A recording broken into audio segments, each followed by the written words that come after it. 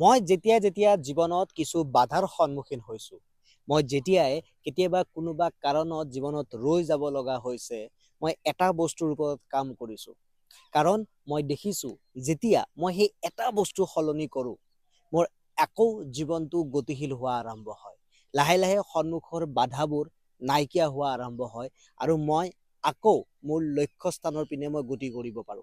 আৰু এইটো কেৱল মোৰ ক্ষেত্ৰত নহয়, আটাইবোৰ মানুহৰ ক্ষেত্ৰত হয় যিয়ে জীৱনত অকমান বেছি সফল হ'ব বিচাৰে, যাৰ জীৱনত লক্ষ্য আছে। আপুনি দেখিব প্ৰতিজন মানুহ যিয়ে জীৱনত বেছি সফল হ'ব বিচাৰে, তেওঁলোকে এই বস্তুটোৰ ওপৰত বহুত কাম কৰে আৰু তেওঁলোকে এই বস্তুটোক ঘনাই সলাই থাকে। পিছে এইটো কোনো টকা বা পইচা নহয়, এইটো কোনো আপুনি থকা ঠাইডোখৰো নহয় যে আপুনি সলাব। ইভেন এইটো আপোনাৰ কামো নহয় যে সলালে আপুনি সফল হ'ব পাৰিব। আপুনি একেটা কাম কৰি একেখিনি ঠাইত থাকি একেখিনি টকা পইচা ইনকাম কৰিও আপুনি বেছি সফল আৰু সুখী হ'ব পাৰিব কেৱল এটা বস্তু চেঞ্জ কৰি, সেইটো হৈছে আপোনাৰ নিজৰ এটিটিউড। আপুনি যিকোনো এখন মটিভেশ্যনেল কিতাপ উঠাই চাওক, আপুনি যিকোনো এজন ছাকচেছফুল মানুহৰ বায়োগ্ৰাফি উঠাই চাওক, আপুনি প্ৰতিটো ঠাইত এইটো বস্তু কমন দেখিব যে এওঁলোকে যেতিয়া ছাকচেছফুল হৈছে, তেওঁলোকে নিজৰ এটিটিউডটো চেঞ্জ কৰি পেলাই ছাকচেছফুল হৈছে।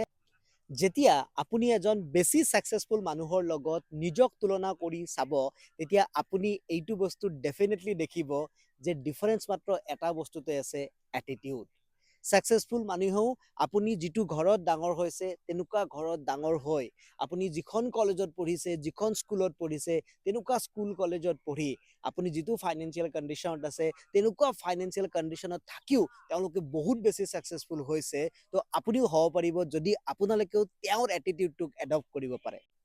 সেইকাৰণে আমি কোনবোৰ এটিটিউড সলাই বহুত বেছি ছাকচেছফুল বা সুখী হ'ব পাৰিম, সেই বিষয়ে ডিছকাছ কৰাৰ কাৰণে এই ইউটিউব চেনেলটোত মই নেক্সট বহুত কেইটা ভিডিঅ' লৈ আহিম, য'ত প্ৰতিটো ভিডিঅ'য়ে আপোনাৰ এটিটিউডটোক চেঞ্জ কৰাত আপোনাক সহায় কৰিব।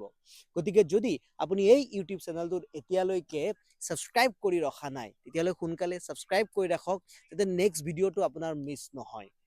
আৰু এই ভিডিঅ'টো তেওঁলোকক শ্বেয়াৰ কৰক, যাৰ লাগে যে তেওঁলোকে নিজৰ এটিটিউডটো চেঞ্জ কৰাৰ সময় আহি পৰিছে।